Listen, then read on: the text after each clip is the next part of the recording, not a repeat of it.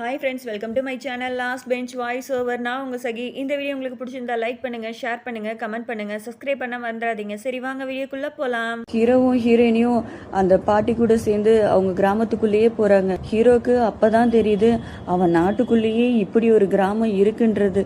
ஏன்னா இது ஒதுக்குப்புறமாக இருக்கிறன்றதுனால இவனுக்கு இதை பற்றி எதுவும் தெரியல. முதல் டைம் பயந்துட்டே அந்த ஊருக்குள்ளே இவன் வரான். ஹீரோயினியும் அதை எதை பற்றியுமே யோசிக்காம அவள் பாட்டிக்கு போகிறா. இவங்க வர்ற அதே நேரத்தில் அன்னைக்கு தான் அதே ஊரில் ஒரு ஜோடிக்கு கல்யாணம் நடந்துட்டு இருக்கோம். இவங்களும் போய் அதில் கலந்துக்கிறாங்க. ஹீரோயினியும் அப்படியே துள்ளி குதிச்சுட்டு அவங்களுக்கு அந்த அச்சுதையை போட்டுட்டு இருக்கா. ஹீரோக்கு இதெல்லாம் பார்த்து ரொம்ப வியப்பா இருக்கு. ஹீரோயினியை வச்சுக்கன்னு வாங்காம அப்படியே பார்த்துக்கிட்டே இருக்கான். ஹீரோவும் இவங்க கூடயே சேர்ந்துட்டு இவங்களுக்கு அப்படியே ஆசீர்வாதம் அந்த ஃபங்க்ஷன்ல கலந்துக்கிற மாதிரி ஹீரோவும் அப்படியே நல்லா என்ஜாய் பண்ணிட்டு இருக்கான். இந்த பக்கம் ஹீரோயினி சாப்பிட்டுட்டு இருப்பாளா. ஹீரோவும் அப்படி பார்த்துட்டே இருப்பான். வேணுமா அப்படின்ற மாதிரி ஹீரோயினி கேட்பான். ஆமான்னு சொல்லிட்டு இவன் வாய் அப்படியே திறப்பான். ஹீரோயினியும் கொடுக்குற மாதிரி அவ சாப்பிட்டுட்டு இருப்பா. உடனே ஹீரோ அவனுக்கு ஒரு மாதிரி வெக்க வந்துருது.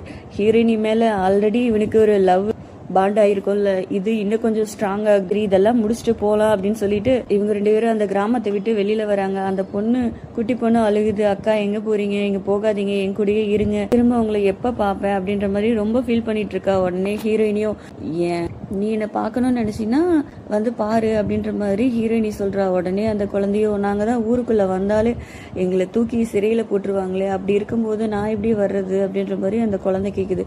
ஹீரோவுக்கு இந்த சைடு மூஞ்சியே இல்லை. ஹீரோ தான் இவங்கள கெட்டவங்க லிஸ்ட்ல வச்சிருப்பான்ல. இதெல்லாம் தெரிஞ்ச உடனே ஹீரோக்கு ஒரு மாதிரி ஆயிருது. இவன் எதிர்பார்த்த மாதிரி இவங்க இல்லை. நல்ல இயல்பாவே எல்லாத்துக்கூடயும் நல்லா பேசுறாங்க. இவங்களுக்குன்னே உருவாக்கிக்கிட்ட ஒரு கிராமத்துக்குள்ள விவசாயம் பண்ணிட்டு இவங்க தொழில் பண்ணிட்டு யாருக்கும் எந்த தொந்தரவு கொடுக்காம இருக்கிறாங்கன்றத ஹீரோ நல்லாவே புரிஞ்சுக்கிறான். இவங்க ரெண்டு பேரும் ஊருக்குள்ள அப்படியே வராங்க. மாமா இதை பாத்துறாரு. ஆல்ரெடி ஹீரோயினிய ரொம்ப மிஸ் பண்ணிட்டு தான் மாமா ஃபீல் பண்ணிட்டு இருப்பாரு. இவங்க ரெண்டு பேரும் போறதை பார்த்துட்டு ஒரு மாதிரி டென்ஷன் ஆகுறாரு. நம்ம இவ்வளவு நினைச்சு ரொம்ப ஃபீல் பண்ணிட்டு இருக்கோம், இவன் என்னடானா இவ்வளவு ஹாயா இருக்காளே அப்படின்ற மாதிரி இவர் இந்த பக்கம் பாக்குறாரு. ஹீரோவுக்கு ஹீரோயினி ஞாபகமாவே இருக்கு. ஹீரோயினிய நினைச்சு பெட்ல படுத்துட்டு நினைச்சிட்டே இருக்கா. ஹீரோயினியோட பொம்மை ஒண்ணு இருக்கும். அதை பார்த்துட்டு நீ எப்படி என் மனசுக்குள்ள வந்த, ஒண்ணுமே புரியலையே அப்படின்ற மாதிரி இந்த பக்கம் இவன் ஹீரோயினி மேல லவ் வந்துருச்சுல, அதை நினைச்சு ரொம்ப ஃபீல் பண்ணிட்டு இருக்கான். அதே நேரத்துல வேலையாட்களும் வந்துடுறாங்க. ராஜா ராஜான்னு ஹீரோ அப்படின்னு கூப்பிட்டு இருக்காங்க. ஹீரோக்கும் ஹீரோயினி ஞாபகமாவே இருக்கும்ல. இவன் பார்த்த உடனே ஹீரோயினி நினைச்சிட்டு அப்படியே கட்டி பிடிச்சி அப்படியே முத்த கொடுக்க போவான். அந்த வேலையாட்களும் ராஜா ராஜா நான் இன்னும் அதுக்கு தயாராகவே இல்லை, அது மட்டும் கிடையாது, இது அந்த புறம் கிடையாது, நீங்க நினைக்கிற மாதிரி ஆளும் நான் கிடையாது அப்படின்ற மாதிரி கத்துறா. அப்பதான் ஹீரோவுக்கு ஒரு சுயநினைவே வருது. அவனும் விட்டா போதுடான்னு சொல்லிட்டு அவன் ஓடிடுறான். இந்த பக்கம் தூக்கமே வராம ஹீரோவோ ஹீரோயினியை பார்க்கலாமேன்னு சொல்லிட்டு வாசல் வரைக்கும் வந்துருவான். வாசலை பார்ப்பான், யாருமே இல்லை அப்படின்னு சொல்லிட்டு திரும்ப போலான்னு நினைக்கும் போது ஹீரோயினி கதவு ஓபன் பண்ணிட்டு வருவா.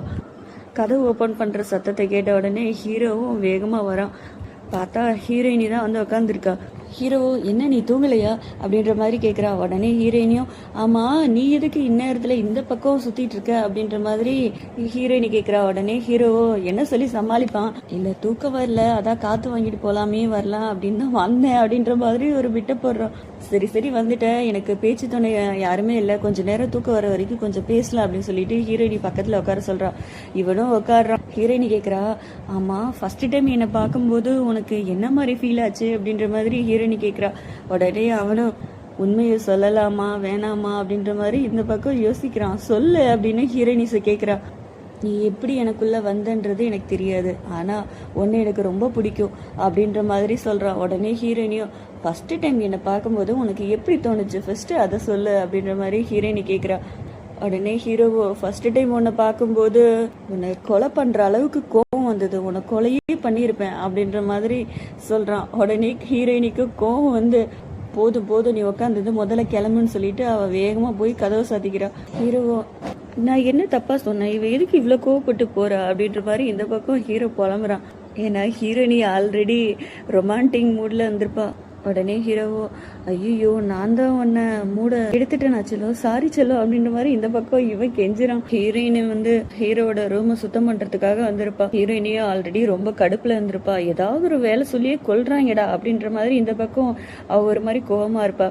உடனே ஹீரோவோ எப்படி வேலை செய்யறது நான் உனக்கு சொல்லி தரேன் வா அப்படின்னு சொல்லிட்டு அவன் ஒவ்வொரு வேலையா செய்ய ஆரம்பிக்கிறா. இவளோ ஹீரோவோட இடத்துக்குள்ளேயே போய் உக்காந்துக்கிட்டு அதாவது அவன் ஆப்போசிட்டில் புக்கு படிச்சுட்டு இருப்பான். புக்கு படிச்சுட்டு பழத்தை சாப்பிட்டுட்டு அப்படியே உட்காந்துட்டு இருப்பான்.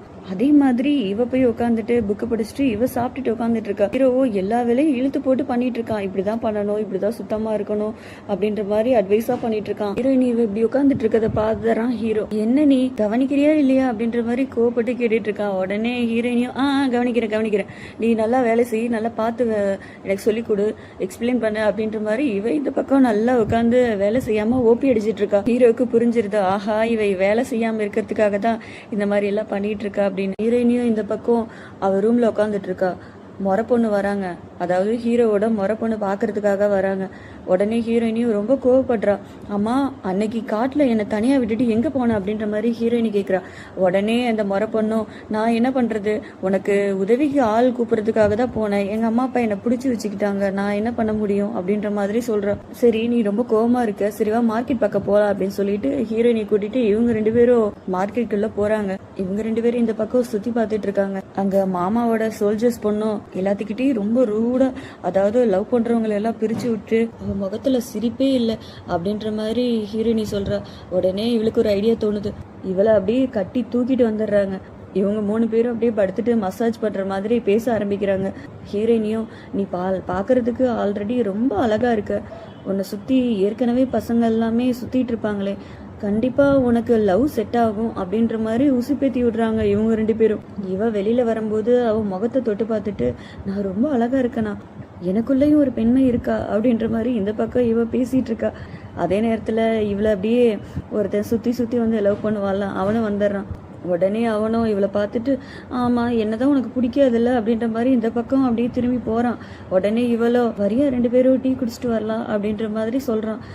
இவனுக்கு அப்படியே சந்தோஷம் தாங்கல, வாச்சலோ அப்படின்னு சொல்லிட்டு இவங்க 2 பேரும் இந்த பக்கம் கிளம்புறாங்க. ஹீரோயினியும் முறை பொண்ணும் போறாங்க.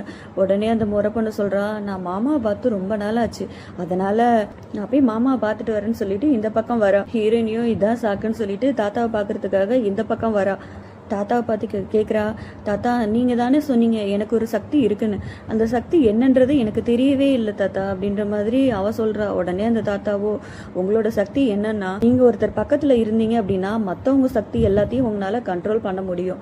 அது மட்டும் இல்லாமல் ஒருத்தருக்கு அடிபட்டுருச்சு, ஏதாவது உயிர் போகிற நிலமையில இருந்தாலும் அவங்களோட காயத்தை குணப்படுத்தி உங்களால் உயிர் கொண்டுட்டு வர முடியும் அப்படின்ற மாதிரி சொல்கிறாரு. ஹீரோயினியும் செஞ்சு பார்க்குறா, அவளுக்கு வரவே மாட்டேங்குது. அவர் சொல்கிறாரு, இது வந்து நம்ம டெய்லி ப்ராக்டிஸ் பண்ணிகிட்டே இருக்கணும், கண்டிப்பாக ஒரு நாள் வரும் அப்படின்ற மாதிரி சொல்கிறாரு. இந்த பக்கமோ முறை பண்ணோ மாமா குளிச்சுட்டு இருக்கிறத பார்த்துக்கிட்டே இருக்கா. இவளுக்கு எப்போ பாரு இதே வேலைதான்னு சொல்லிட்டு ஹீரோயினியும் அதே இடத்துக்கு வந்துடுறா. இந்த சத்தத்தை கேட்டுட்டு மாமாவும் இந்த பக்கம் வராரு. உடனே அவள் போயிடுறா. ஹீரோயினி திரும்பவும் மாட்டிக்கிறா. மாமாவோ, நீதான்றது எனக்கு கண்டிப்பாக தெரியும், என்னை பார்க்கறதுக்கு ஏன் இவ்வளோ லேட் பண்ண அப்படின்னு சொல்லிட்டு ஹீரோயினி பக்கம் வந்து முத்தம் கொடுக்கறதுக்கு ட்ரை பண்றாரு. இதை வந்து அந்த முறை பொண்ணு பார்த்து ஒரு மாதிரி ஃபீல் பண்ணிட்டு அழுதுட்டு போறா. அடுத்து என்ன நடக்க போகுதுன்னு தெரிஞ்சுக்கணும் அப்படின்னா வெயிட் பண்ணுங்க. அது வரைக்கும் பாய் ஃப்ரெண்ட்ஸ்.